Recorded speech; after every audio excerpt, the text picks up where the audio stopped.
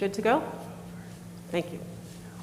All right, welcome to the January 18th Board of Directors meeting for MSAD 51. We have a couple members coming in and out. We'll have Jason will be leaving mid-meeting. Wanted to let you know so you don't think he's just running out of here. And then we have a couple people coming in late, so we'll be shuffling seats a little bit.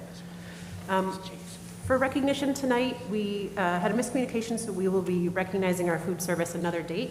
But I do want to recognize that we did celebrate and observe Martin Luther King Jr. Day yesterday. Mike Williams and I were able to put up a quote and a little fact about him on the Mabel I. Wilson sign on Tuttle Road. And also just want to take a minute to encourage anyone that hasn't read beyond some of the more common speeches that he's done to take advantage of this time and this holiday to read something different. I know Anne shared something with me called Beyond Vietnam or After Vietnam that I read today. I thought of you, Peter, as I was reading it. And I had never read it before, so I just encourage people to kind of think beyond what we're used to when we think about that holiday. So as we look to the agenda, our first item is approval of minutes. So moved. And a second? Second. Any questions or edits there? Okay. And all in favor? I abstain. You know, abstain as well. Abstain, yeah. And Tyler. Thank you. And do we have anybody here for public comment this evening? Okay, seeing none, we'll move into communications. There's a couple of things that I wanted to share. One, that we did have a successful equity event last Tuesday evening on the 11th. We had about 90 to almost 100 people attend. It was an hour and a half of some small group discussions. We had some students share some really day-to-day experiences that were important for us to hear as parents and as educators, and it really, the breakout groups were really great for all of us to have those discussions. I think it was long overdue. So I just wanted to share that that was a successful event and that we'll be reporting back to the board about that and potentially hosting another online event like that in March. I also wanted to share that, that hurts my ears. Are we good on that one? Okay.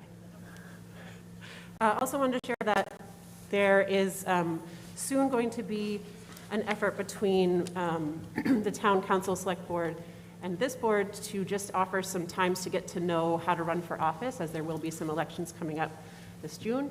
So look for those dates. I will be asking our board members to attend some of those mornings at the library, just to give people an opportunity to ask questions about how to join the board, as we know that we all come and go off of these seats.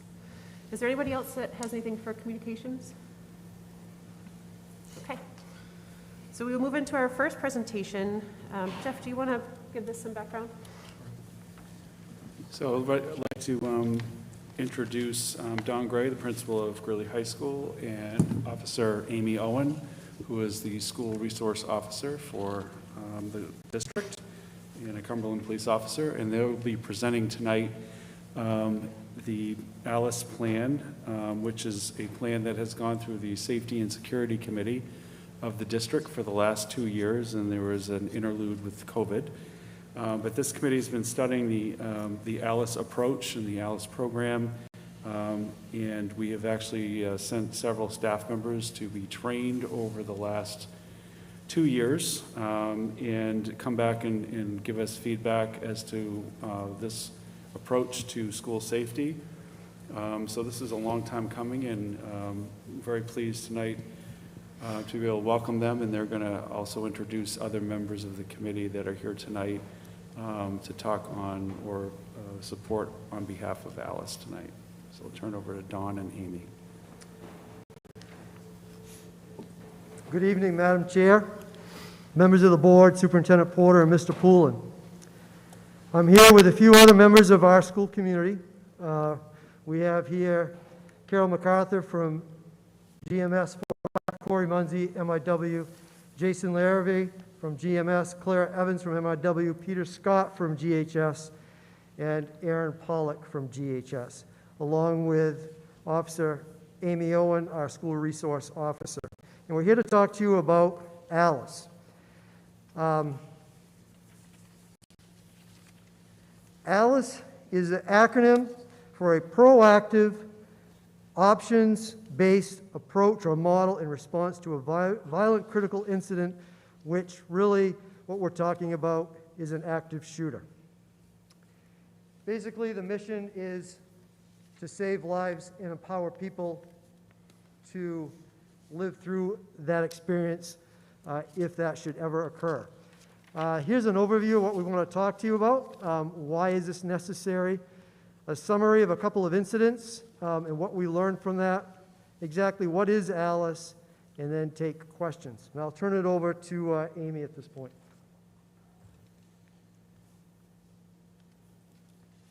Thank you, Don, and thank you to the board.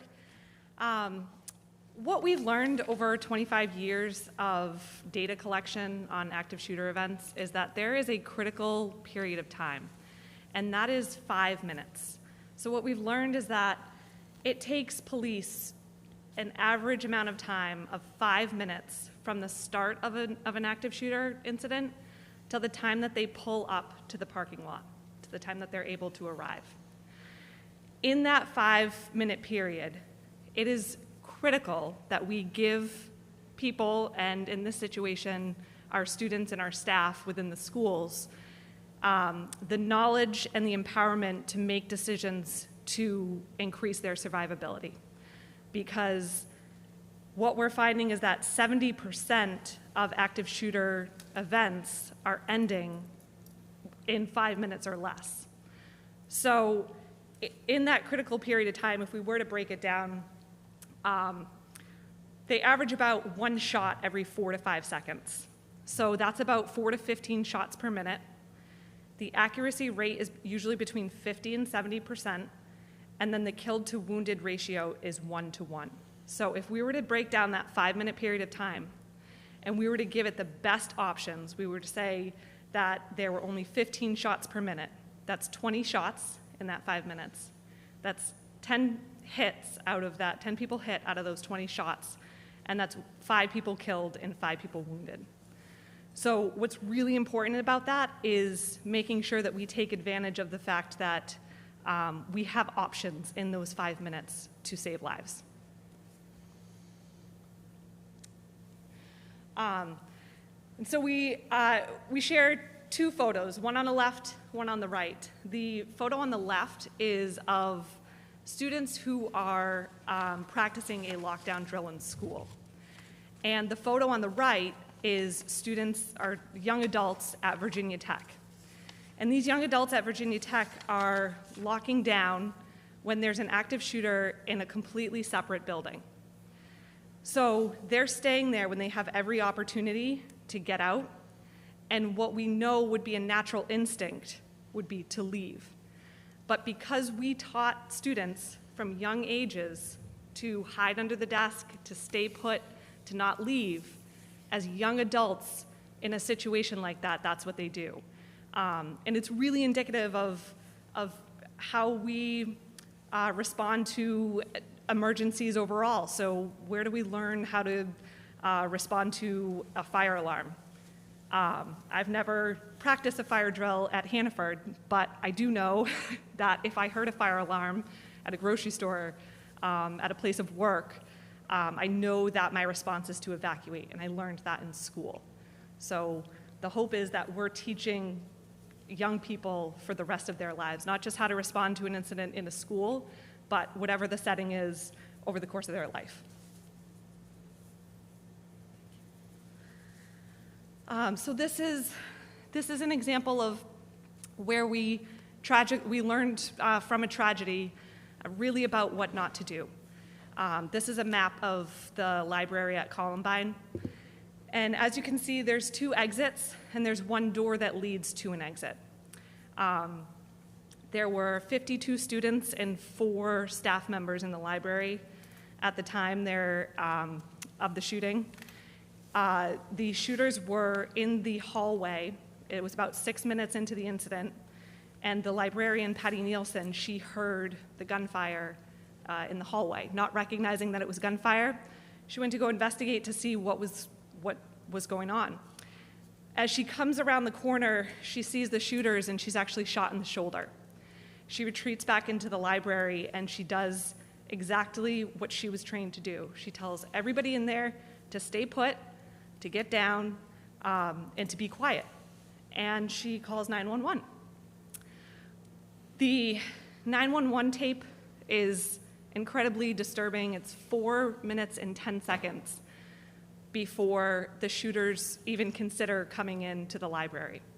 And for that 4 minutes and 10 seconds, students are asking if they can leave, and she's doing what she was trained to do, which is essentially a traditional lockdown, and staying in the room. We estimate it takes about 2 minutes to evacuate the entire high school in a fire drill. And there were 2 exits here and 56 people, and 4 minutes and 10 seconds, they all could have been out of there. Unfortunately, what we learned is that after that 4 minutes and 10 seconds, the shooters did come in and they ended up shooting 22 people.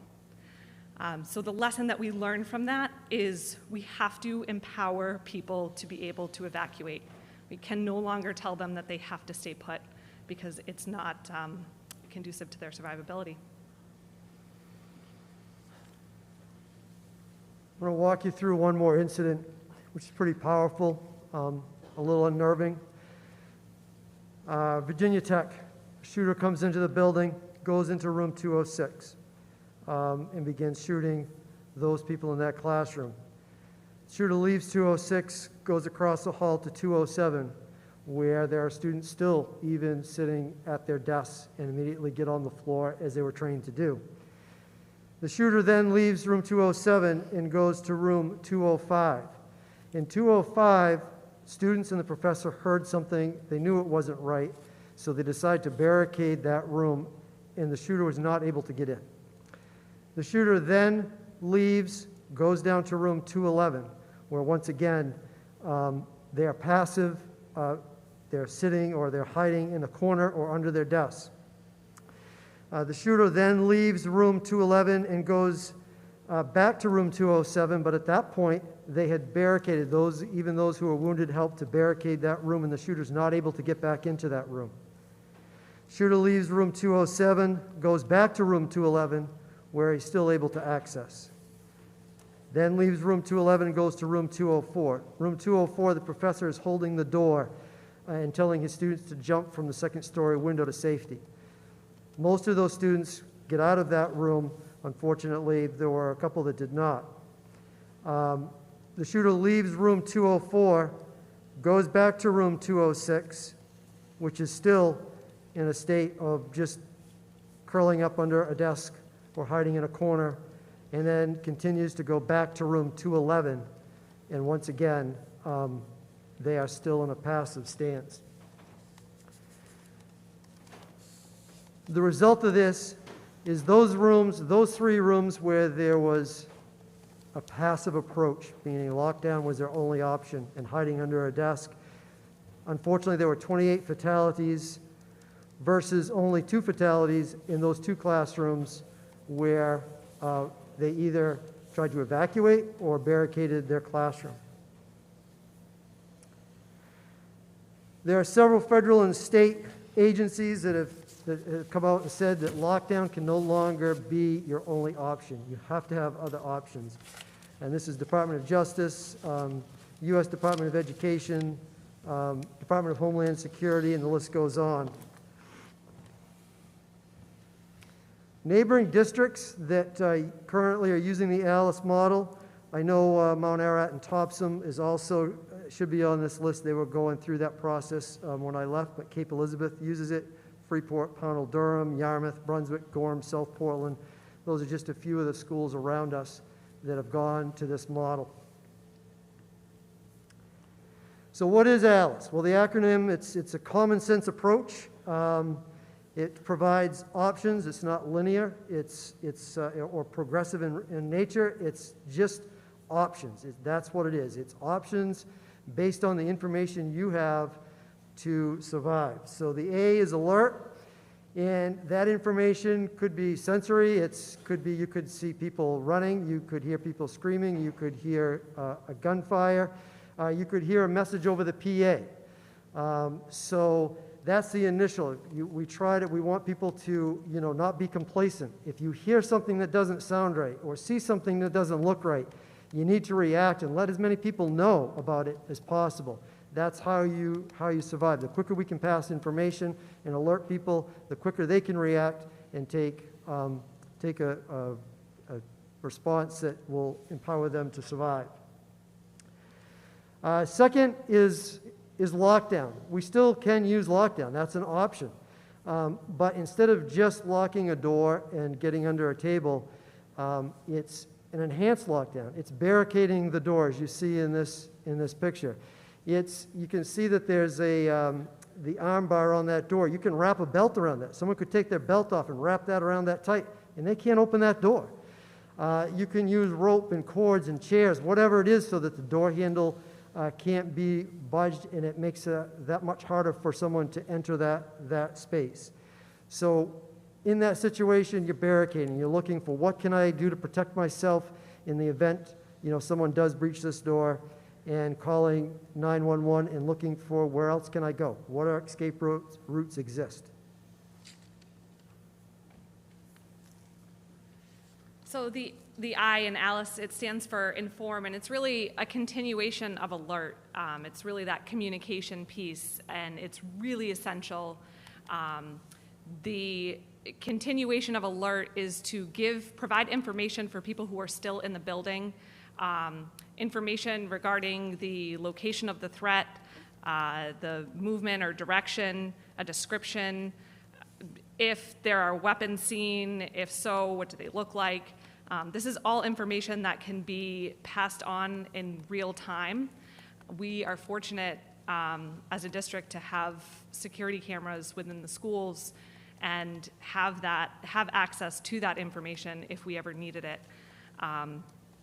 It is very important. We've seen it time and time again in situations like this where it has saved lives, and it allows people, what is important about it is that it allows people to decide, based on this real-time updated information, what decision will be best for their survivability. So if they were given information that the last direction of travel or location was a threat in the cafeteria, if they're far enough away, they know that they can evacuate their classroom.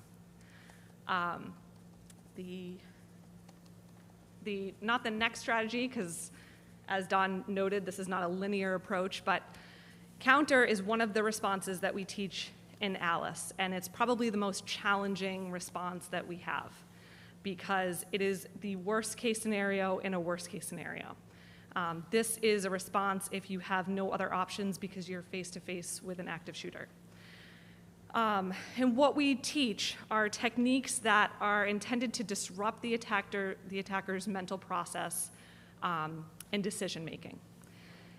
What's important about this is that it is designed to be age-appropriate. So these are not techniques that we are teaching to any students under grade 6. And between 6 and 8, we have a modified way to teach these strategies. So it is intended to be age appropriate, and I think that Don also gave some handouts that detail how this program is laid out specifically with respect to counter for different age groups. The other thing is that it's a personal choice. We don't push upon anybody that they need to be heroes in situations like this. We simply understand that this is a worst case scenario, and we want to have as many options as possible. So the reason that these strategies work, what we use is we use noise, movement, distance, and distractions. And what that does is it actually interrupts the process that the brain requires in order to act. So in order to focus, respond, and be accurate, your brain goes through a decision-making process, and we refer to it as the Ooda Loop in the training. But essentially what it is that you have a physiological response to a disorienting or chaotic environment, right? And I think we can all relate to that feeling. And specifically in law enforcement, we recognize that as any situation where we're in law enforcement where there might be deadly force used, the accuracy rate of police officers declines dramatically to where it's at 30%, versus in these active shooter situations, it's, like I said, around 50 to 70%. And the reason for that discrepancy is certainly not through training and experience with a violent situation, because police train for these situations. It's because the environment that the active shooters are exposed to are not as disorienting and chaotic as they are when police respond to something, because we've been teaching people to have a passive response, to lock the door and hide in a corner and huddle together. The point of counter is to interrupt that process and to create a chaotic environment that will impact the accuracy and the ability for the shooter to make a decision. Evacuate is the last response that we'll talk about, and it is the most ideal option that we have. It's really what we try to teach as, if you have an opportunity to get out, then get out. And it's the lesson that we learned at Columbine. It can be a hard one in schools because there's so much focus on accountability, which makes a lot of sense in school. But one of the things that was said to me that I like to pass on because it was powerful is that there are no missing children today from any past active shooter event. We have found every child, everyone is accounted for, and so it's important to know that if we are to evacuate and you don't have accountability, it's important for teachers to know that if they don't have accountability, if they don't have attendance sheets as they're evacuating, that's okay, that getting out and surviving is the most important thing, and that we will ultimately find students, but we have to empower them with that option. And in closing, Theodore Roosevelt has a really, I think, powerful quote that he gave. In a moment of decision, the best thing you can do is the right thing. The next best thing is the wrong thing, and the worst thing you can do is nothing. And I think that really speaks to what we're hoping for out of this program, is to empower everybody in the school with options to survive and to be able to do something. Thank you so much. Thank you very much. And If it's okay, we might have some questions if you guys want to hang out for a second. absolutely. I'll just share quickly first that I reached out to a couple of close friends of mine that are educators in the area that have gone through this training, and I just wanted their honest opinion on it. And every single one of them said that it made them feel more confident to be in their classrooms. And I'll be honest that that's not what I expected. I expected it to be, I mean, when this was brought up a couple of years ago, my first response was like, nope, this is not the world we live in. This is not what we're doing in schools. I mean, to talk about survivability as a word that we're using, it's hard to digest. But hearing from those that I know closely how much it impacted their ability to feel empowered in their classroom really made a difference. So that in addition to your presentation, super helpful. Do you guys want to start down there? Do you have questions or comments or anything?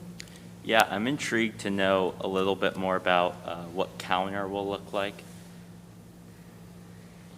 Yeah, so counter will look very different for different age groups.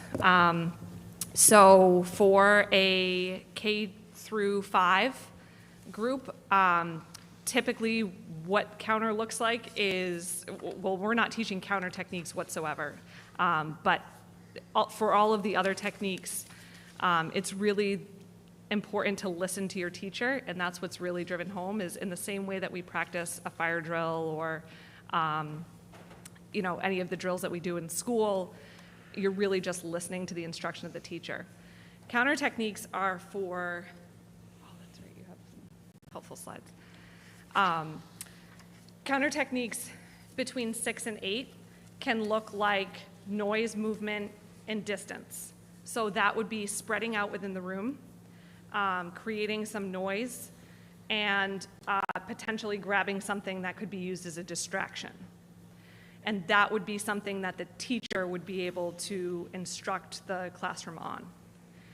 In high school, what we found is that the majority of the school shooters are around high school age, so they are of very similar build and ability. So we do teach, in the Alice model, do teach counter techniques to those age groups.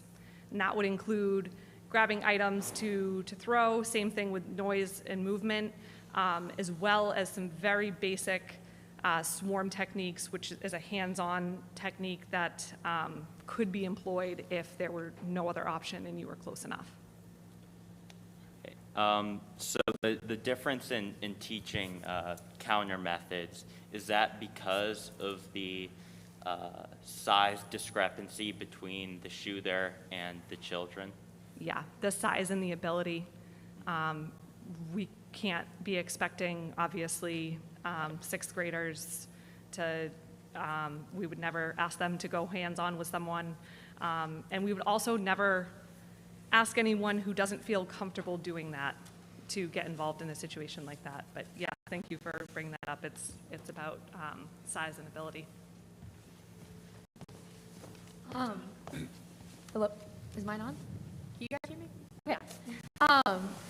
I don't really have many questions. I think that it's really important that we do it just because I have always found the just kind of sitting and waiting as very anxiety inducing. Like I've told friends, like if I'm on the first story and there's an active shooter, I'm jumping out the window.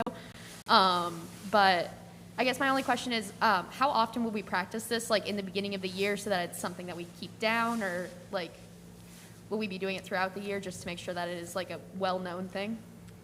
So, yeah, no, thank you for that, Madison. And every time we do a lockdown drill, we always get feedback from students about, hey, this doesn't feel real comfortable, and, there's a lot of windows right there. And so, yeah, we've heard you.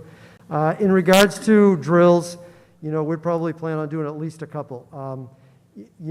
We certainly teach some things to students, but some of these things are more to make sure the adults are aware of them, and then they can inform students in the moment. But the students would certainly learn some of these techniques, especially like an enhanced lockdown, for sure. That would be something that and we could talk about, well, what would you do if we heard someone was at the other end of the school? What would you do? And that warrants a discussion of, well, should we evacuate, and where would we go, and how would we go? So that's what that would look like. But we'll probably do at least 2 to 3 of these type of drills to make sure that people felt comfortable. Yeah, I think that like an abridged version of this slideshow would probably be really good to show high schoolers and possibly 7th and 8th grade, just to show like what's going to be taught and how important it is. I think Madison, Ann? I don't have any questions. I think that this is a worthwhile program for us to engage in, and I agree with Madison how traditional lockdowns and that, I mean, if I were in that situation, that I would just be more scared. So I think finding ways to help our students feel confident and safe is good. Thank you, Peter. A couple of things. First, I'm assuming, I think I read it somewhere, but just kind of want it confirmed verbally, that both Chief Rumsey and Chief Small of the fire department are totally on board with this. Yeah, so I meant to mention that in my opening statement, that we began this journey in 2019, and we actually were preparing to come to the board in the spring of 2020, when we all know we were interrupted. And yes, Chief Rumsey and the Cumberland Police Department do endorse this. He would have liked to have been here tonight, but was unable to be here. And Dan Small, Chief Dan Small of the fire department as well. And they are both on our district safety committee. And again, we had unanimously voted to endorse this model. And I guess the other thing editorially that, my generation had the Bert the Turtle duck and cover, where we were going to be annihilated by a nuclear weapon and dove under our desks. And this is certainly a kind of a frightening change, but as Tyler has said earlier, I mean, it's something is kind of distasteful. It's necessary, and I'm glad to see that we're joining everybody else and trying to do the best we can on it. Thank you, Peter. Kevin? It's really unfortunate that this has to be something that we focus on. But we are fortunate to have both of you leading this, and as well as all of your colleagues who came out today, and deeply appreciative of your efforts. Thank you, Kevin. Mike? Yeah, just really quickly, so what has been our process? What is our process now? Yeah. So our process right now is lockdown, is to huddle in a corner, shut off lights, stay quiet, and yeah, we realize that that's really not a great option. Thanks, appreciate that, and really appreciate the time you put into this. This is really helpful. Tom, I know you just got here, but I do know that you're on the safety committee, so I figured if you have anything to add or ask, please. Well, I don't have any questions. I do have some familiarity with this from the safety committee, and I guess what I have to share with the board is that I've shown up to these safety committee meetings and just been so impressed by the volume of knowledge that the rest of the group is bringing to this. A lot of thought has gone into this, and I have complete trust in both our administrators who are represented on the committee and the law enforcement officials who are. So I'm completely on board with this. Jeff, did you have anything else you wanted to add? Or? No, I just want to thank Mr. Gray and Officer Owen for leading this, and I'd like to thank all of the committee members that are here tonight. This is not all of them, but about half of our group, and then we have a couple of folks who have been trained who are not on our committee, but have since been trained. And I think Dawn and Amy showed you a slide of, I think it was 8 people that we've sent to training for Alice in the district. And it does have the endorsement of both chiefs who sit on our safety committee, and we're just very fortunate that there's a lot of information, a lot of knowledge, a lot of support for this approach. I know that, like Tyler said earlier, when this approach was first brought up in our district several years ago, I think it was something that I was like, there's no way that we could ever convince anybody that this is the right thing to do. Lockdowns have been what we've always known, and teachers have always known it that way, all administrators, and there's no way to depart from this. But the more you look at it, and the more that the studies have come out on what works and what doesn't work, it just makes sense. And unfortunately, we have to talk about this topic. It's not a topic that any of us want to talk about, and we don't want to think about it. But there's been too many school shootings in our country that we just cannot remove ourselves from that scenario. Unfortunately, there's just too much of this. And also, I will point out that these strategies can work in any public arena. It's not just schools. And I think that is one of the things that Alice does teach, is that you can, when you go to the mall or the movie theater, or you're in any, a public park, there are things you can do and that you should be aware of, just as a matter of course, as a matter of living in this world that we live in. After Sandy Hook, the Sandy Hook tragedy in 2012, 2 weeks after that, I was visiting friends down in Connecticut, only about 20 minutes from there, and did have an opportunity to go down to the site, and it's something that it's burned into my mind. Just less than 2 weeks after the fact, just what it did to that community. And I think anything that we can do, if there's any good that came out of that and any other school shooting, is that law enforcement in this country has gotten really, really good at pinpointing the things that work and don't work anymore. And I think that those are things that we have to pay close attention to. And I'm absolutely convinced that anything we do is going to be better than just saying we're going to do a lockdown. A lockdown might be the right thing to do in the moment, but there's so many other things that we have to almost give permission to everybody to say, you got to do what you got to do to help students and staff survive anything that might come up. Well, thank you so much, and thank you to the members of the committee that are here. We appreciate you guys taking the time to be here this evening, and we'll be voting in a little bit. So thank you so much. Thank you, and I want to thank Sergeant Michael Pierce at Yarmouth PD as well, who helped with these slides, so thank you. Thank you very much. Okay. So the next item is an update on the return to play procedures with Mr. Shapiro.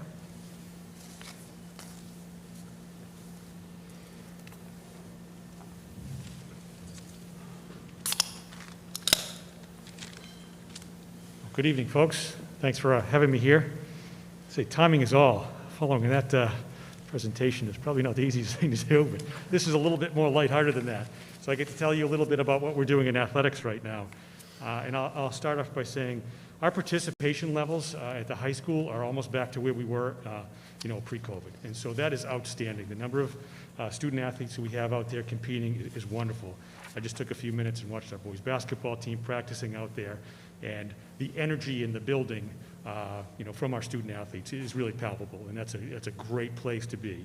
So aside from everything else that's going on in the world, that's a step in the right direction for us there. So again, our participation level is great. So I'm here to talk about our return to play protocol. Obviously, in the midst of a pandemic here, we have some protocols in place about what we can do. So I'll just give you a little bit of an overview, and then certainly if you have any questions, you can ask them. First and foremost, we started off with, we followed the CDC guidelines, the American Academy of Pediatrics also weighs in. We are partners with Maine Medical Partners. They're our healthcare provider when it comes to athletics. They provide our athletic training services. And for that group in particular, I do need to say that they are wonderful. So they gave us great care. Amia Pelletier, who is our athletic trainer on site, she is very thoughtful and thorough in all of her endeavors. I asked her to copy me on all the emails that go out to our student athletes and parents about their return to play, and it is volumes of information that she shares. She shares that with Erica, our nurse here. She shares that with me and the parents. And again, I can't thank them enough for how thorough and thoughtful they are about the process. And so again, there's a return to play protocol, and that was initially set, back in the day that, Johnny or Susie would be out for 10 days when they contract COVID. And then once they return and they're cleared to do so, then they would have a 7-day return to play protocol.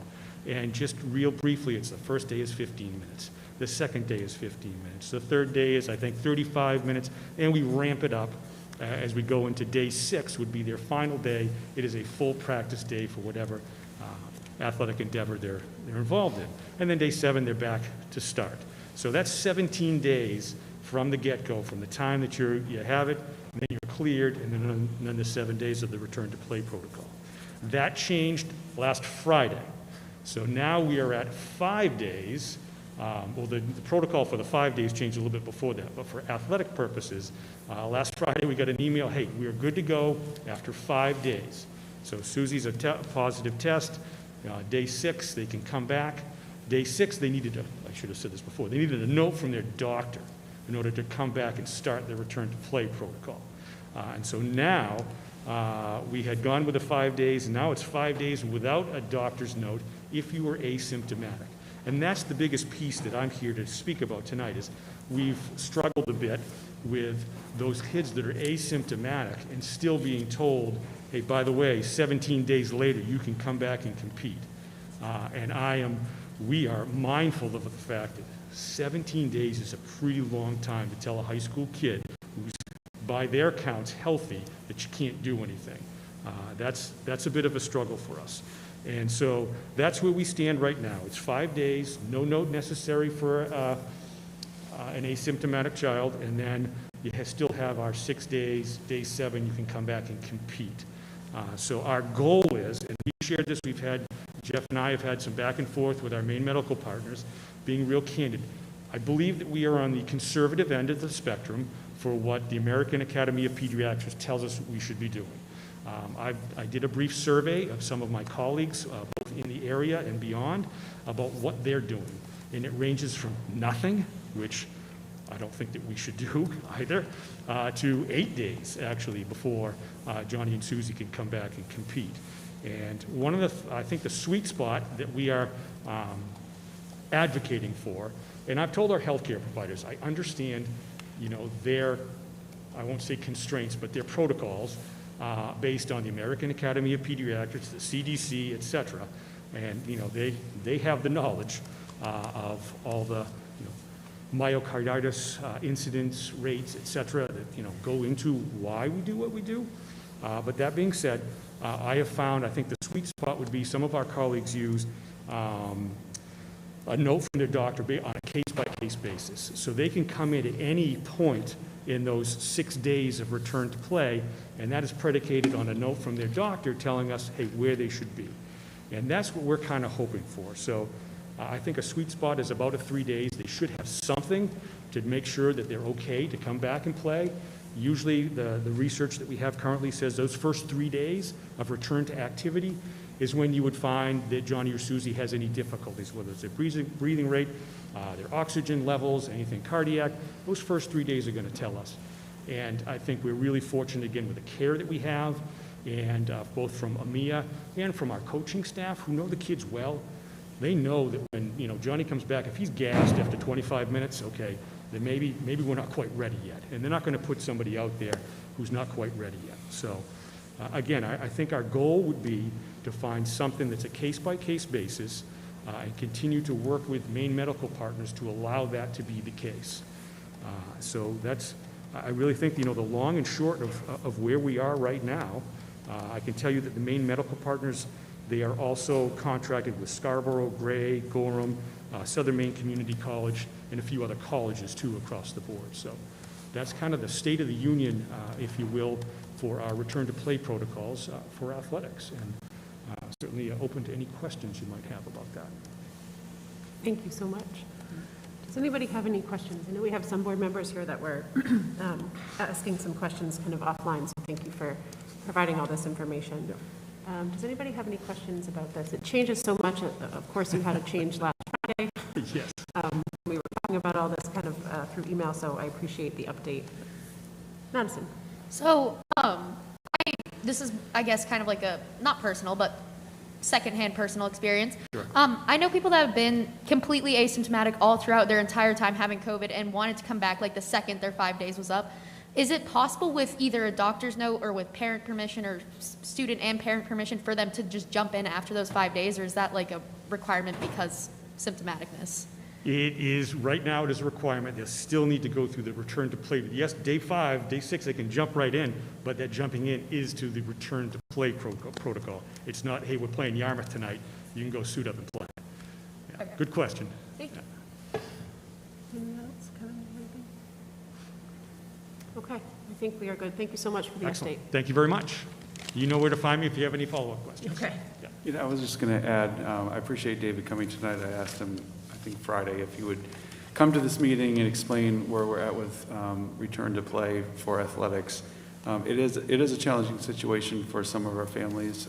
We know that for some students, they're out, up to 12 days in some cases, or longer, depending on symptomatic pieces. That is a challenge for some of our players, and we are working with main medical partners. Like David said, both he and I have been in contact several times over the last week or two with them, asking them what their protocols are and if they'll be shifting at all anymore. Right now, I will say that there's no shift that we know of beyond what David explained tonight, but just kind of stay tuned, and if you're hearing more and more concerns, it will certainly bring it up again.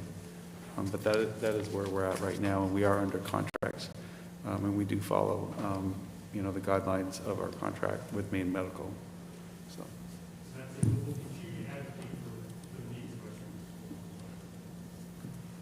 Awesome.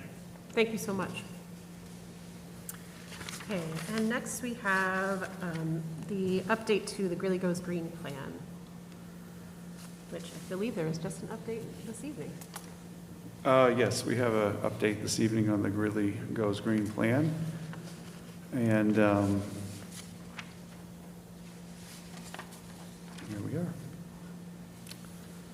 So, as I've done since school has started, and I know how to clear a room because the GGG plan is so exciting. Nobody wants to stay for that. So, January 18th, again, I won't go through all of the initial slides. They're certainly part of the update when we have those. But these are certainly strategies that we continue to use. The most important one is that we are constantly stressing the daily screening for COVID. Is probably the most important thing for anyone who does not feel well. We're asking them not to come to school, whether it's a student or a staff member. And that's the first step, and then figure out if it's COVID or not. But if you're not feeling well, we're asking people to stay home. And really, I think we've been emphasizing that point. The nurses have been emphasizing that point more and more. The second component, actually, that you can see was crossed out as contact tracing.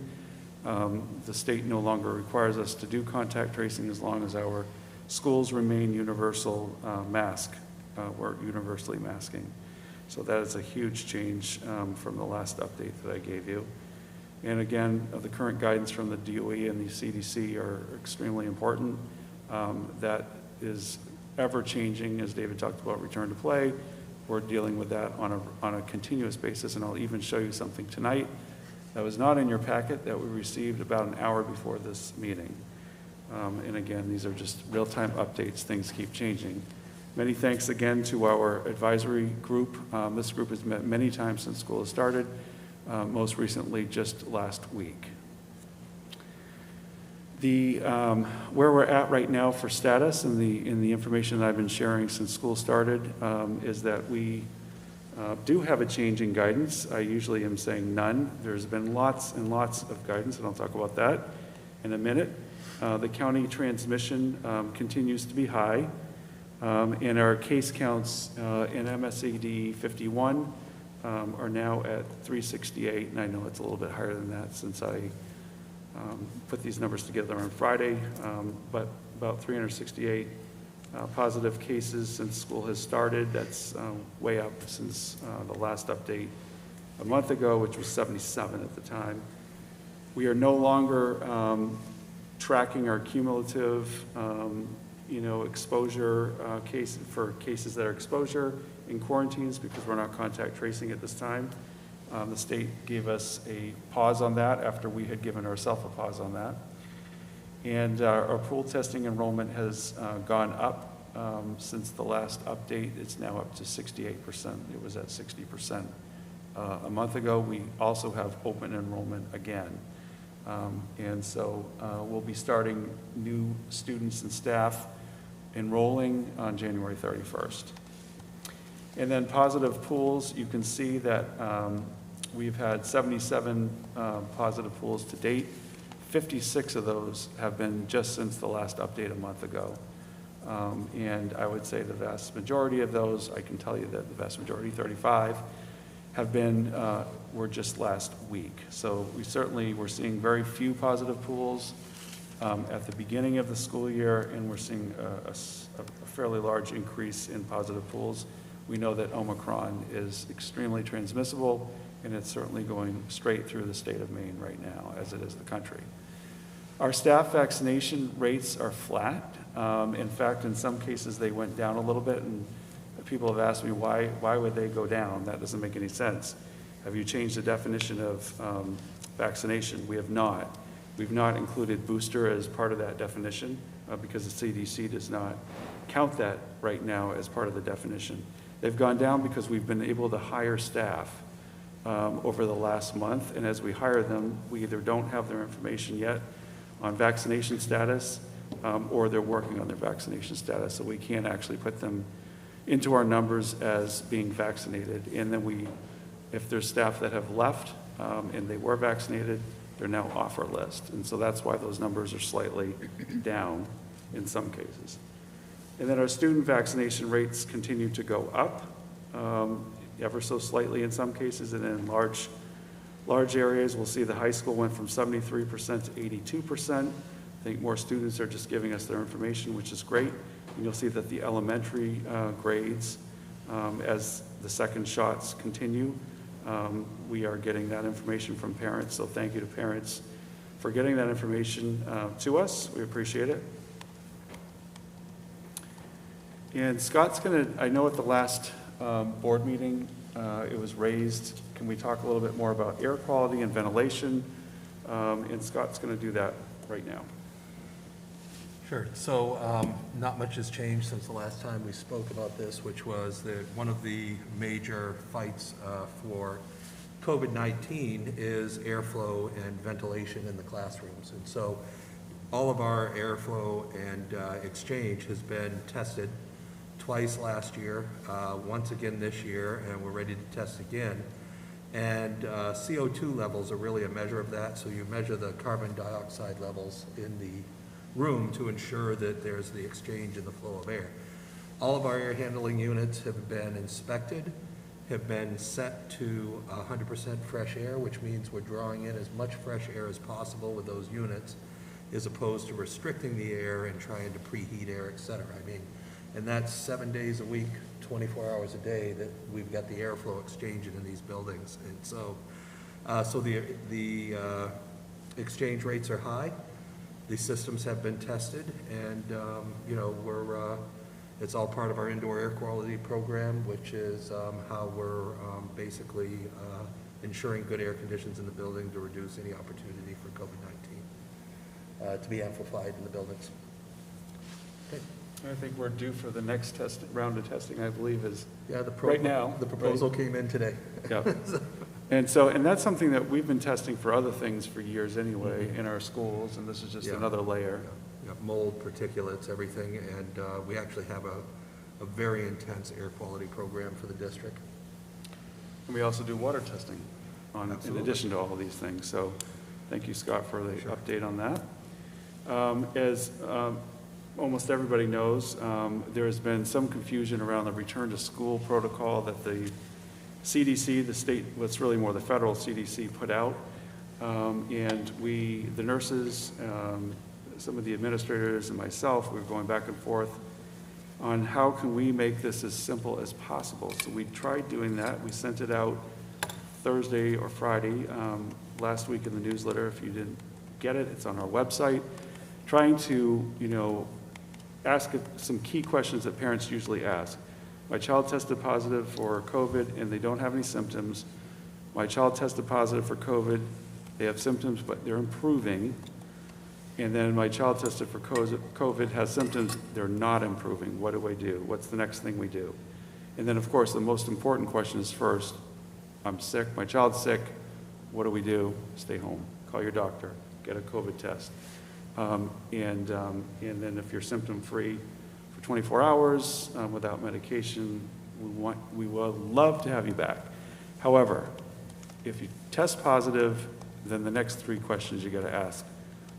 Is it something that there's no symptoms, they're improving, or they're not improving? What do you do? Now, there's some red ink, and this was not in your board packet, and that's because I received a memo, literally, and I don't know why I check my email before these meetings.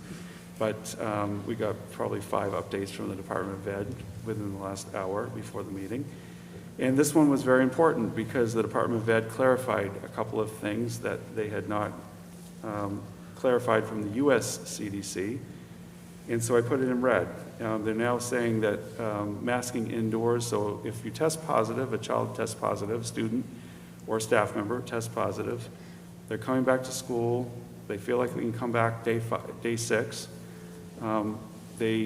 Obviously we have a universal masking, so that's not an issue in terms of masking indoors, but now the US CDC is saying you also need to mask outdoors between days 6 and 10 when coming back, because there's still that viral load.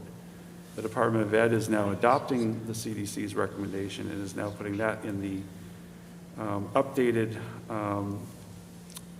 protocols that are required. We don't have a choice about these protocols. And so those will be in the DOE updates that will be coming out. The other thing that's being added, and again, these are people who have tested positive, is they're now saying distance 3 feet during those 5 days, days 6 through 10, when the viral load is still there, and then 6 feet if possible. I didn't add that in there, but I should have put it. 6 feet if possible when unmasked and eating. And so this is an area that we had asked these questions, superintendents had asked these questions of the CDC and the Department of Ed a few weeks ago when this all was changing, and the answer at that time was if the student comes back, then they come back, and you can do everything that they've been doing before. However, there was clarification between the Department of Ed, state CDC, and the US CDC. That clarification from the US CDC said that's not really true. When you're unmasked and eating days 6 through 10, when the viral load is still higher than it would be after day 10, that there should be distancing of 6 feet. And 3 feet distancing, all the time. So this is different than the guidance that we put out to parents last week. This is new, and it just came out. I think we're still processing it. I've asked the nurses to process it. I'm still waiting before I put any communications out to parents other than to give it to the board tonight. I know it's public, but we usually there's a couple of days when there's a lot of questions going back and forth when new guidance comes out, and we'll see where this all lands, but I believe this is where it's going to land, and so I put it in here. I felt it was important to include it, even though it was very late notice. That's what happens when you get late notice, your mic goes down. So anyway, I'm just throwing it out because I wanted the board to know that did come out today. So, this is something we've also been putting on the website, out to parents. It basically is the new CDC indicator. It does say if you have a school that's universally masking, just about everything in terms of contact tracing is not required anymore. And as long as you're enforcing that masking policy. And they are really pushing pooled testing as a weekly marker. But otherwise we're not doing the differentiated quarantines for whether you're, vaccinated or pooled tested or whatnot. If your school is masking, there's basically, yes, you're doing the right thing. And as long as you don't test positive, that you can be in school or symptomatic. So the adjustments, I added those adjustments since the beginning of the school year in blue. That are the most recent adjustments. Return to school protocol, as I just mentioned, the isolation period from the CDC was reduced from 10 days to 5 days with those new adjustments that I just shared with you that came in today. Contact tracing has been paused first by our district and then a week later by the state. Home antigen tests have been accepted. If folks aren't aware, I believe starting today or yesterday, the federal government is now putting out all households can get free COVID tests. You can sign in, I think it's through the post office, and start getting free COVID tests delivered to your home. There's one test box per household is how I understand it. And then David talked about the return to school clearance measures are expanded, but also for return to play and how that is impacted. So the advisory group, when they looked at the metric that has been discussed at the last couple of board meetings, which is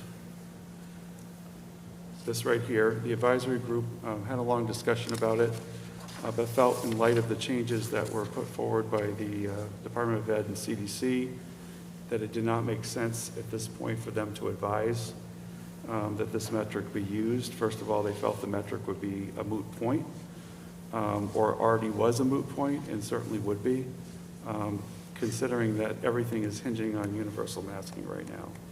and that this metric is heavily based on there being no universal masking, or when can we? And I'm sure that, that will be a question, when is it possible? I think we're going to get a lot of those cues now from the department and from the CDC. Advisory group didn't feel it was, they felt it was not a valuable time to be talking about a metric that was so heavily focused on that. So in terms of removing masking, the advisory group has recommended that the board, or myself recommend to the board, that it be tabled. Contact tracing has already been something that the state has followed up and said, yes, you do not have to contact trace. When it was put on the advisory group's agenda, at that point the state had not endorsed that. It was simply a district decision, so I put it on the agenda to see where the advisory group was with that particular topic. And then at that point, the state also came through and said they were suspending contact tracing statewide. Returning to school protocol, that was the language I shared with you. The advisory group felt that simpler language was needed, more of clarifications, and so that's why we worked on that. And then adjusting the Greely Goes Green plan with all of these revisions.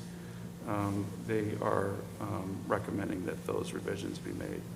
And in your board packet is a revised GGG plan. The only thing that's not in that plan is the red ink that I shared with you here that's not in the plan. So minus that. Sorry, couldn't get it in there. That's okay. And so for just a summary, student vaccination rates have increased. The number of positive pools have quadrupled over the last month. The number of reported COVID cases have risen by nearly 5 times, if I did my math right, over the last month. Significant changes to the state guidelines on quarantines, contact tracing, et cetera, have been made. Universal masking is becoming more important in terms of what the state is relaxing on and then emphasizing more. That's becoming more important. Weekly reporting of positive COVID cases is on the dashboard, but we're not reporting those cases in real time as we have before. There's too many of them. We're now doing a summary. We have open enrollment for pool testing. So we've opened that twice since December, and we'll have another group, like I said, at the end of the month, bringing new students and staff on. We talked about return to play, and then we also are tracking daily now our student attendance, our student absences, and our staff attendance and absences as well. And the state now requires that we report our staff and our student attendance if it goes beyond a 15% overall absence at any school. And it's just part of the tracking method. So we've been tracking our numbers. I don't have today's numbers, but I can tell you they're better than they were last week. We have midterms at the high school, so those numbers were a little trickier to figure out. K-8, we had 116 students out today. And staff, I believe we had 35 staff members out today. So overall in better shape than we were last week.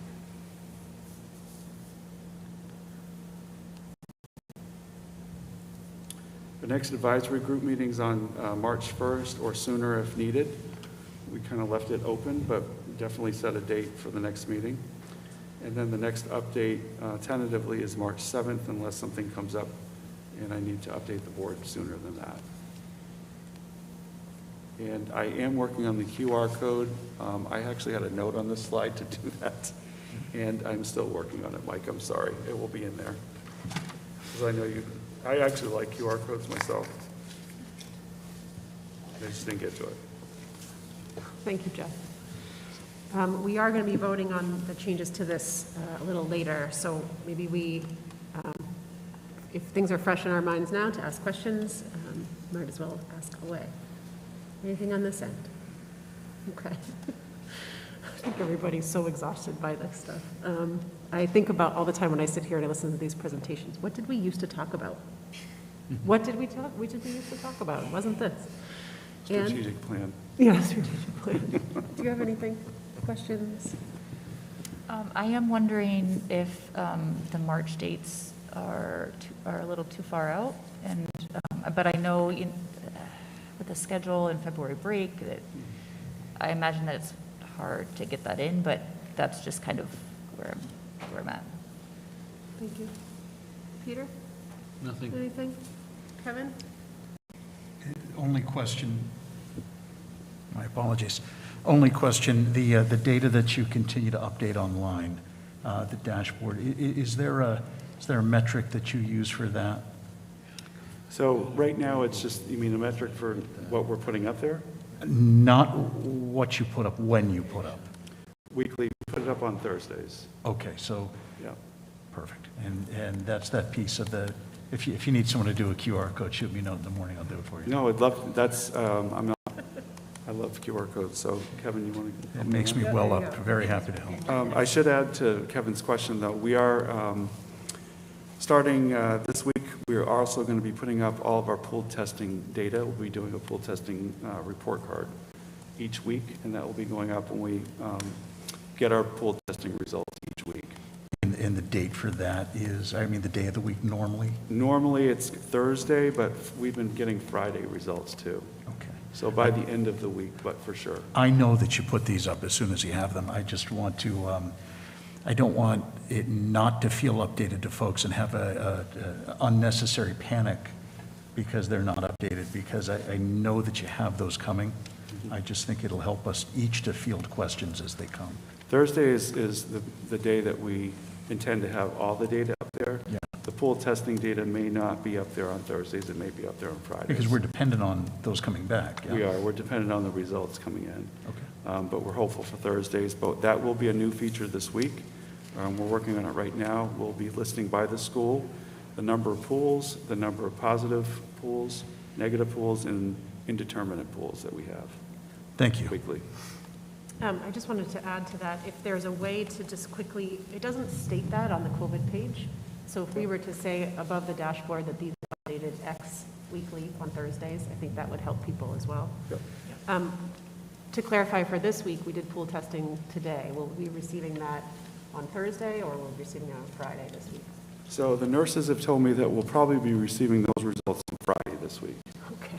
because we're a day off on most of the pools. Okay. Well, that's good. We'll go right into the weekend. Tom? Or Mike? Sorry, I don't know if I'm not. You can go first, it's okay. I think I probably share the fatigue that a lot of us have with this. The one question I have for you, Jeff, is do you have an update about the masks that the district ordered? So we have, actually, Scott, you probably have a better answer than I do. We placed an order for 5,000 KN95 masks, and Scott, you probably know more than I do. Yeah, it looks as though that those are available. We also, after the last the COVID advisory group, there were 3 physicians that contributed and made a donation to the district for the purchase of KN95 mask and N95 mask. And those were ordered the next day. They have been shipped, and we expect to see them anytime. I just want to say, too, that the COVID advisory team, or whatever word we use, committee, also sent out a letter of appreciation to our staff after hearing about the reality of last week. So I just wanted to say thank you to them, because it was a hard week last week, and I think all appreciation that went out was really appreciated. Okay. So one follow-up question to that. Once we have them in hand, what's the plan for distributing them? We'll get them out to the schools as soon as possible and get them distributed. Probably through the nurses. And are they available to everyone in the school? Right now, I believe they're available to staff. I'm not sure about students at this point, depending on the amount that we get. Okay. And the amount that comes in the shipment, so. I think we left it that the nurses were going to look at how many we actually have, see how often they can be used or have to be changed out, and then prioritize the staff, and then start going with students. We love the donations. We had 3 doctors who donated, I think, $1,000 altogether in masks, which is going to be huge. So we'd love to get them to students as well as staff. And like I said, there were a mixture of KN95 and N95s, so which are the ones that are most affected. Mike? Is there any timing of Department of Education updates, any rhyme or reason when they come in? Do you like expect, like Thursdays, they give us an update, or? No, the one which was the major update, there hadn't been an update for quite a while at the end of December. They had been telling us, probably for about a month, we're going to get a huge update.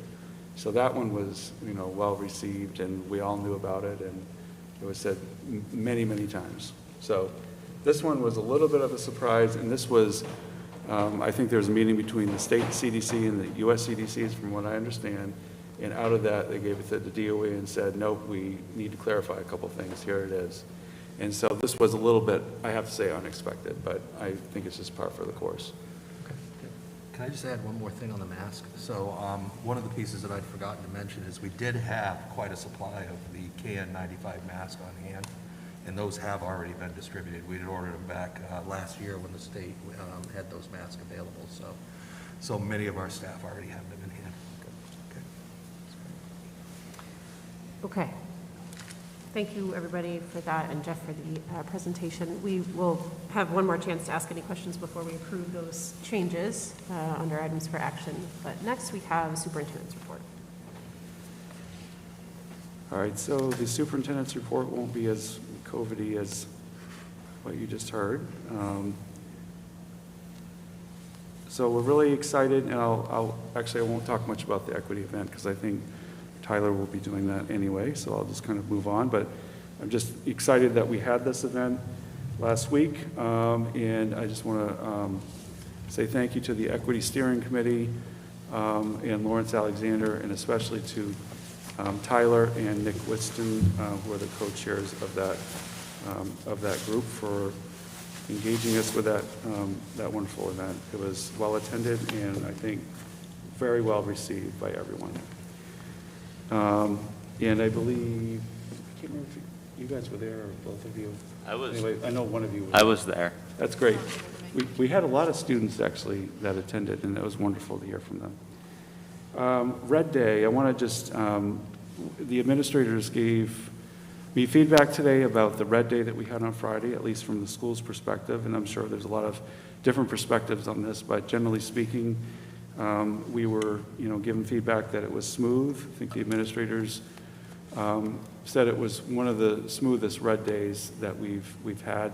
This is certainly the first Red Day that we've had as a district in a long time, and there was a lot of preparation for this particular day, knowing that we would at some point have to do this, and I think there was a lot of discussion about what does our Red Plan look like. We do have a Red Plan. Each school does have certain things they do differently, and similarly at the district level as well. So generally speaking, the feedback that we've received has been generally positive, that it went pretty well, which is good. I'd like to also give a plug to all of our staff last week, really over the last 2 weeks, but especially last week, with a large number of our staff out, anywhere from 53 to 68 staff members on any given day last week. We had staff doing double, triple duties, covering classes, covering different duties. Administrators were covering classrooms all week, trying to juggle schedules and keep our schools open. We did as long as we could till Friday, when we had just another really tough day with all the pools. But I'd like to just very much thank our staff for their tremendous work. People are just jumping right in and making this all work, and I want to thank everybody, and I'd like to thank our parents for being flexible on Friday and being understanding of the need to go into a Red Day on Friday, so thank you. And of course to our students for just doing everything, navigating all of it. I just realized that I really hadn't done a superintendent's report since the break. We had a group of fifth graders right before the break that had some donations from Sally Grund and Haley Duncan's classes at 4-5.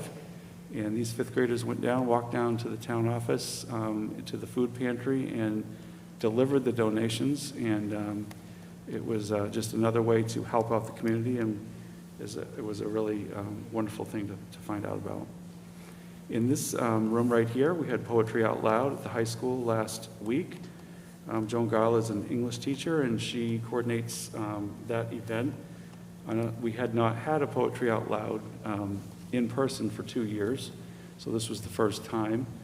And so we had 4 students who are finalists for the Poetry Out Loud. And just want to congratulate Jack Airy, Charlotte Libby, Elena Schumann, and Chloe Schumann. Chloe came in first place with her poetry, and Charlotte was runner-up. They all did a great job, though. I had a chance to attend the event, and I always enjoy hearing their recitations of poetry, and they each had to recite 2 pieces in front of an audience. I'd like to congratulate a few people. First is Bob Antoine. Bob has been a physical education teacher at Greely High School since 1985, when Ronald Reagan started his 2nd term in office, just to give you an idea. And on Friday of this week, which is the end of the first semester, Bob will be retiring, and well-deserved retirement. And just wanted to, we don't have a lot of people retire in the middle of the year, but occasionally we do. And I wanted to make sure that Bob didn't get away unrecognized for all of his years of dedication and service to Greely High School and keeping kids active and healthy. And if you see kids on bikes out in the woods, that's probably Bob's class. He does a cycling class, and he's done that for years and years, along with so many other things. So congratulations to Bob. Owen Caney, congratulations for being recognized as a recipient of the National Hispanic Recognition Award. I believe the 2nd student this year to be recognized. There was a student this fall as well that we already talked about. Congratulations to Tucker Norwood. Tucker is a senior at the high school, and he is in Derek Soul's personal finance class. And Tucker, I believe, well, he won the Maine State Regional Champion. He's the Maine State and Regional Champion of the virtual stock market game. When Mr. Soul first told me about it and told me that Tucker had won $21,000, I thought he meant real money. I was like, wow, this stock market game, I got to get into it. But it's a virtual game, but it teaches students the ins and outs of effective investing for their future. Congratulations also to the Greely girls Nordic ski team. They got their first competition, and I'm not leaving out other sports. I'm just highlighting the ski team this week. But they had won their first competition of the season last week. And so we had several students who placed in that competition and did a great job. And here's a photo of them. They'll be in my blog. I'd like to thank, Scott mentioned this, but I'll just thank these 3 individuals. Dr. Adam Cartman, Dr. Tim Fallon, and Dr. Chuck Desai, who's also our district physician, for donating collectively $1,000 for KN95 and KN, yeah, that was it, or N95, sorry, both types of masks. That was $1,200. Oh, more than 1,000, I gotta change that, $1,200.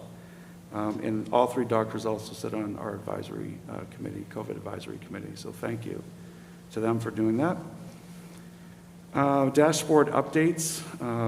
We are, as I mentioned, really trying to give as much information as possible, making sure that we're not inundating people with information, but making sure the data is there. So we'll be making another adjustment this week, and there's a link that is there and will be in the blog as it comes out tomorrow.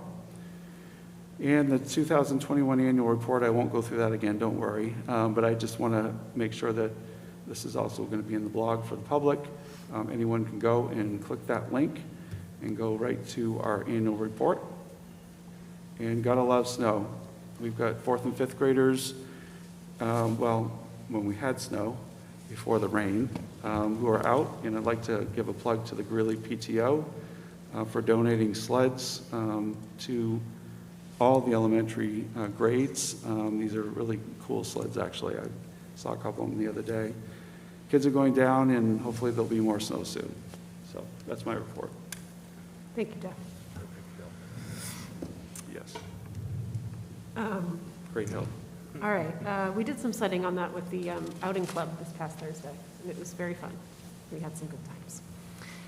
All right, we'll move on to committee reports, which is Kevin up first. Sure, just a few things to report from finance. We did spend time with Mr. Bingham's group last week, jointly meeting with the facilities folks, looking at some early draft information to begin understanding the financial impact of some of the things that we would like to construct. The second update is that we do have a finance committee meeting on the 27th at 8:15. That is virtual, and that will be another place where we'll continue to do some work with the superintendent on his budget. That is all. Thank you, Kevin. Peter? As Kevin mentioned, last Thursday, we did have a joint meeting with the Facilities Finance Committee, Oak Point architects, and members of the administration. Probably, I could say that it probably ended up with more questions than answers. We did pretty much on a 40,000-foot level determine that a two-building site, two-building scheme for the North Yarmouth thing is pretty much impractical. So we are looking at one scenario with a single building, but we felt that we didn't have enough information and needed to do some further tweaking to present any kind of an intelligent presentation to the board. And we're also looking at a couple of others scenarios to kind of reduce the cost of this project. So we would have loved to come with something, but when we do, it's going to be something that's reasonably better thought out than it is at this point. And that's all I have. Awesome. Thank you, Peter. Policy, Ann?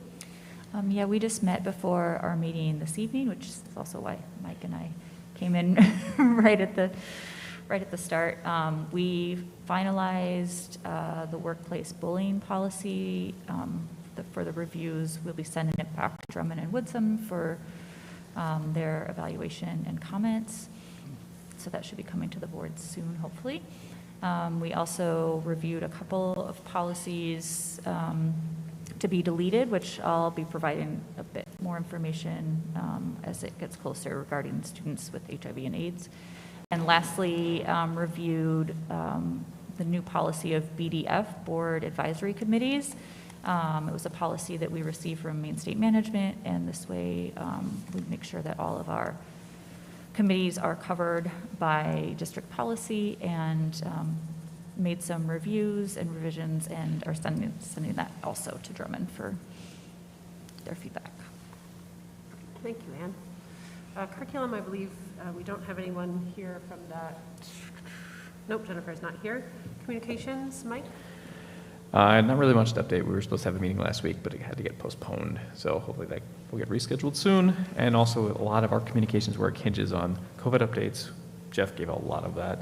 And the buildings, the new building, which Peter just gave an update, especially given that being, we're still working through that process. So not much to update. Thank you. Equity, we had an event. Avery, I didn't know if maybe you would like to give an update in regards to the event that we had. Since I've already talked and Jeff's already talked, I didn't know. I'm honored. Okay, cool. Yeah, we had this great event that members of the district, the community, parents, teachers, students all came together, and we kind of had this very conceptual discussion on what equity means to us. I think a lot of work was done, a lot of good work, and I think it really guided the narrative for how we want to go forward with addressing equity and kind of what's expected, what our next steps will be. So, Awesome. Thank you. I just want to say once again that we had upwards of maybe 12 to 15 students that participated. Oh, yeah, we had a And fair that amount of made students. the event all a different, I mean, it was so valuable to have the students' voices and to really engage. And I think that was a model that we will continue to use to make sure that everybody feels comfortable and have small breakouts. We can do that virtually. It's not the same as in person, but it was a successful event. So again, we'll be bringing back some information once the committee meets again to talk to the board about what's next in regards to that. Student reports? I'll go first. Yeah, we had midterms, first day of midterms. A lot of students felt cheated that they had to do midterms. They hated them, but that's been going on since the dawn of time. Sure. Also, junior privileges, people want them. I'll Avery, just have throw you that had out that there meeting yet? again. What? Have you had your meeting yet? No. Okay. I'm just Curious. gonna keep throwing it out there till, I don't know, something happens. Well, guess what? Mr. Gray is here tonight. Would you guys Yeah. like to I don't know if connect? Mr. Gray wants to say something.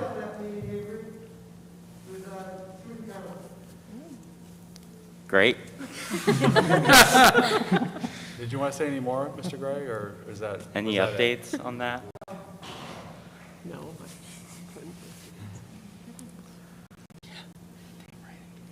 Sure, and sorry about that, Avery, you didn't know that, so you got blindsided a little bit there. We actually met with student council, or student government last week, and that was a topic as well as a dress code.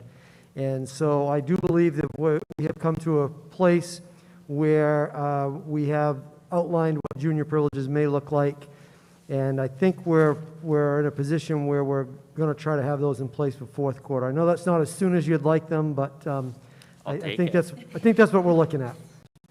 All right, thank you. You're very welcome. Sooner than senior year. Yeah, I guess the only thing I have to relay is midterms. Everyone's very stressed and anxious. No one wanted them, but here we are. Thank you. All right, I don't believe we have any more committee reports. So we will move into our items for action, looking for a vote for approval of professional position, or a motion, please. I recommend that we approve the appointment of professional positions as outlined by the superintendent. Second? Any questions here? Okay. All in favor? Great, thank you. And then looking for a motion to approve the ALICE program. I recommend that we approve the ALICE program for all MSAD number 51 schools as presented and recommended by the district's Safety and Security Committee, and include funds to support this program in the FY23 budget. Second? Okay, and I just wanted to provide, I don't know, Jason, if you had any questions. Were you here during the question time?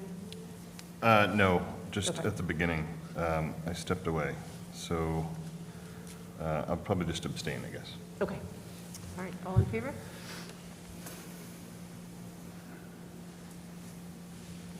And Jason's abstaining. Thank you.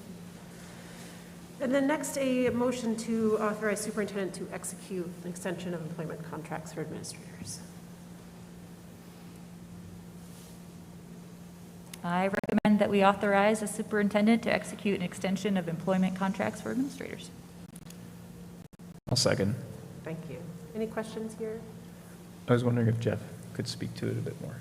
Yeah, so this vote only basically authorizes me to go into an agreement with all our existing administrators.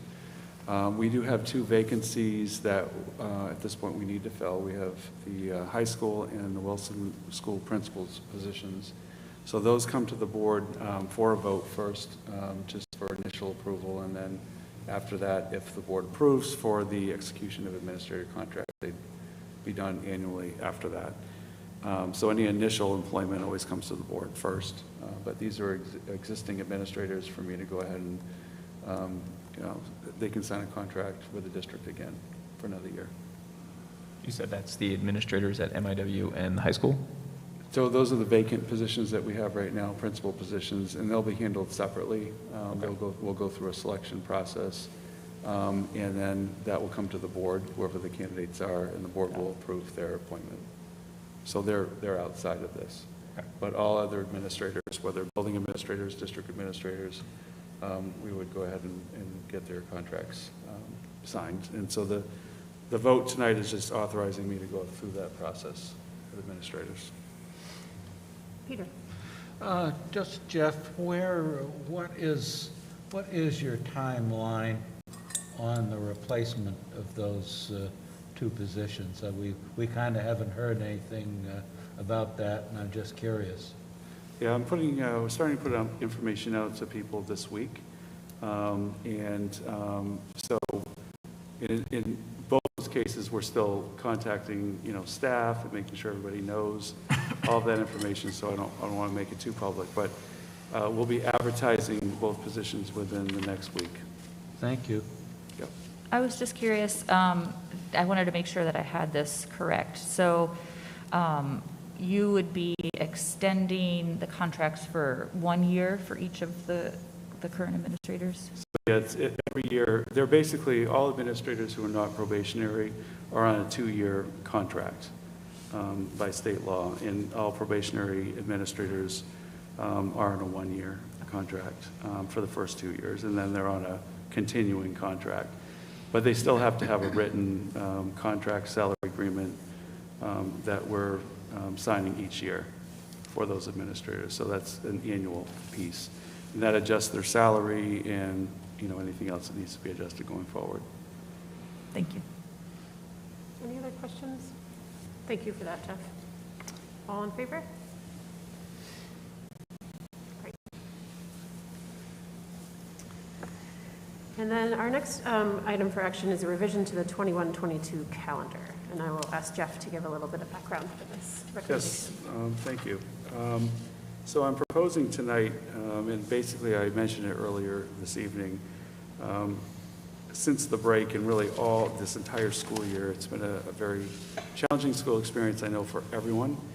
I'm proposing that on February 18th, which is the Friday before the February break, which right now is listed as a school day, be listed as a no school day, no remote day, no school at all.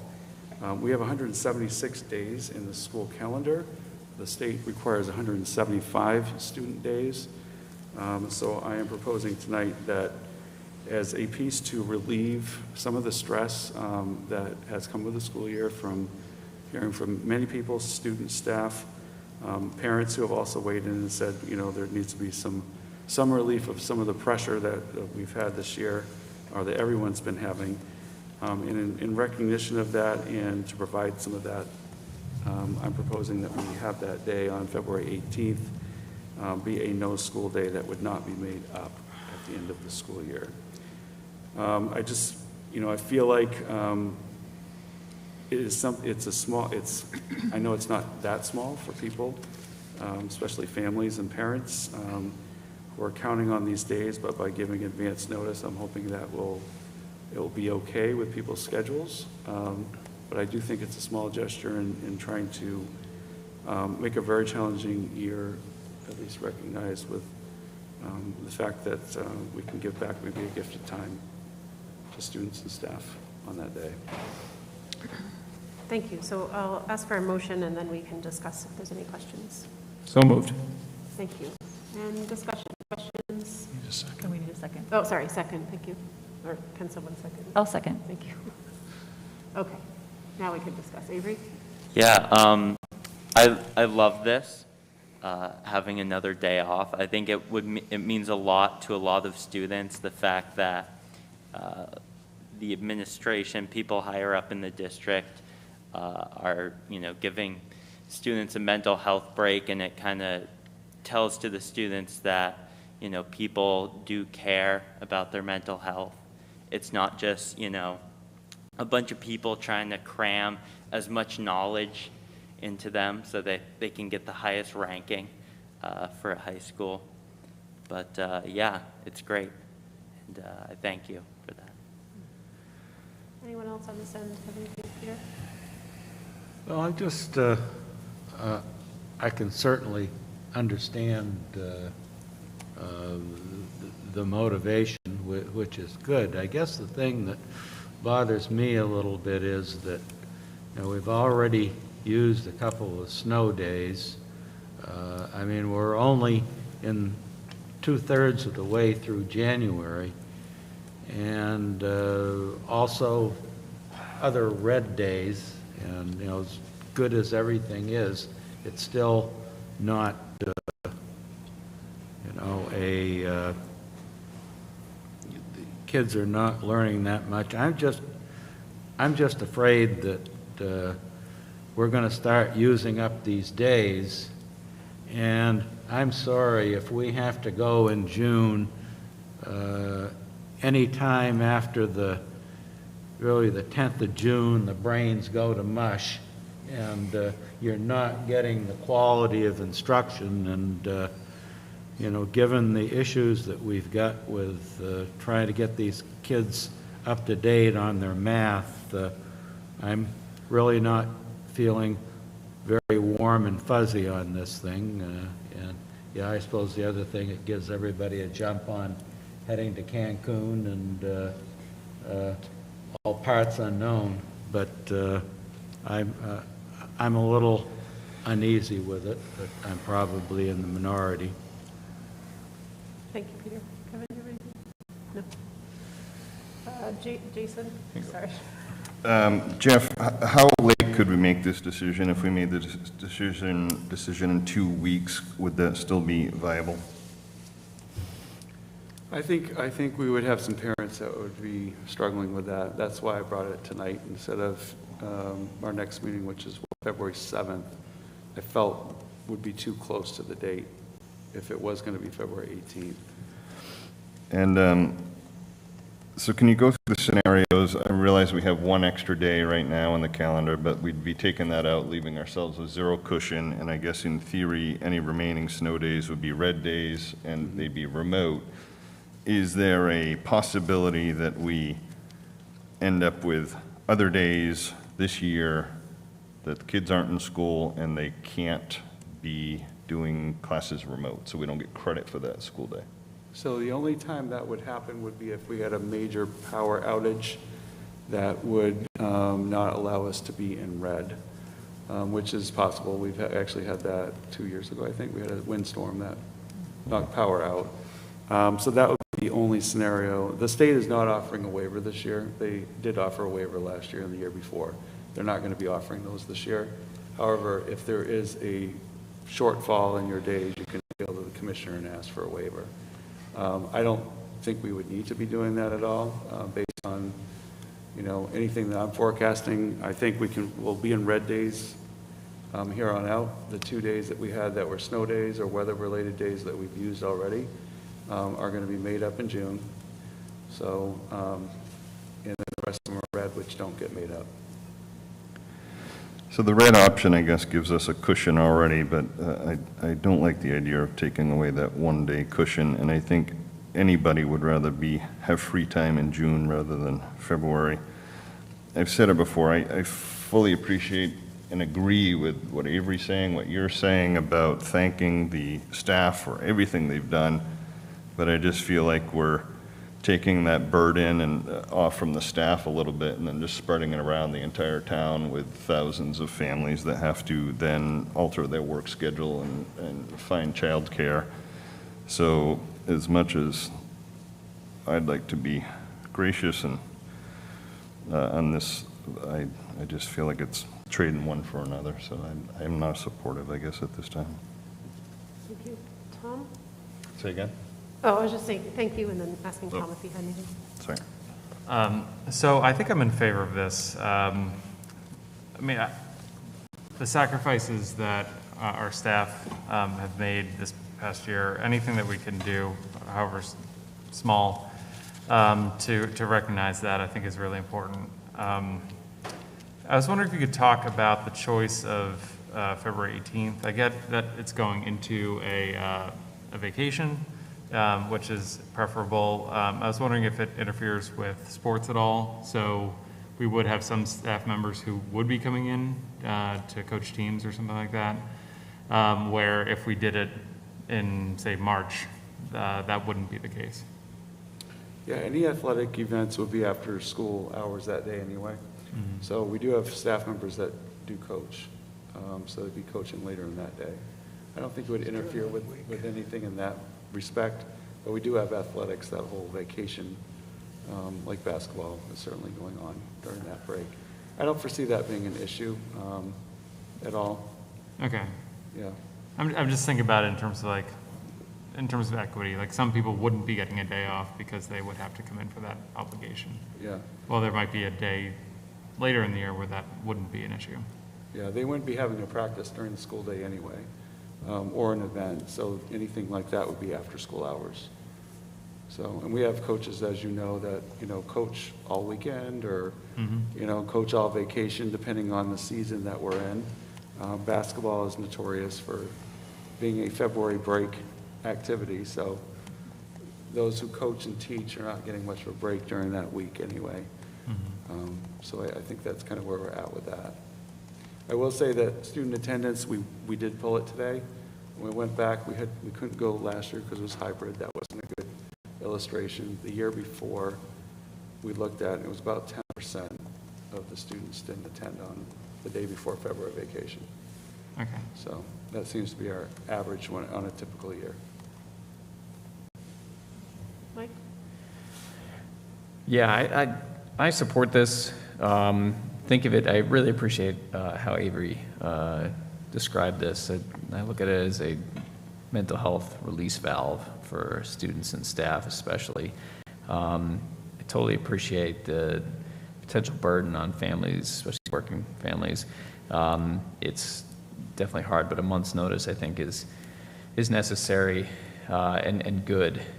It's because if we don't use that as a release, use that release valve, we'll see it pop up in other ways, the burden on working families, whether it's other sickness or it's what have you. So I think it's really important, and it's good that we're building this in. Honestly, the only other thing I would say is shame on the DOE, the state DOE, for not giving waivers. I think it's obnoxious. I think that if a school district says, like, look, this is insane, we don't want to do red days every other week if Omicron persists, we should be able to not meet the 175, especially if we're looking at elementary schools and the success rate of red days, no matter how hard our teachers are working, and they are working amazingly hard at putting together the red days for elementary school kids. A red day is, especially for, again, working families, it doesn't work. So that was the only thing I just wanted to say is that, gosh darn it, I wish we could put in a waiver so we didn't have to worry about meeting the 175 days. Thank you. I want to say I fully support this. I think it's, I kind of really connected with what Avery said. It's an actual tangible thing instead of saying we continue to support and appreciate you. Well, this is something we can actually offer as something to do.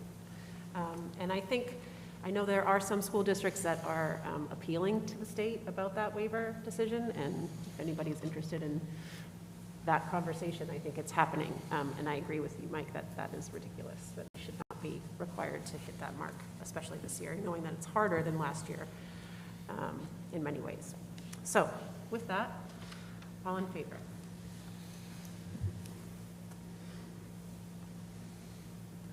And those opposed?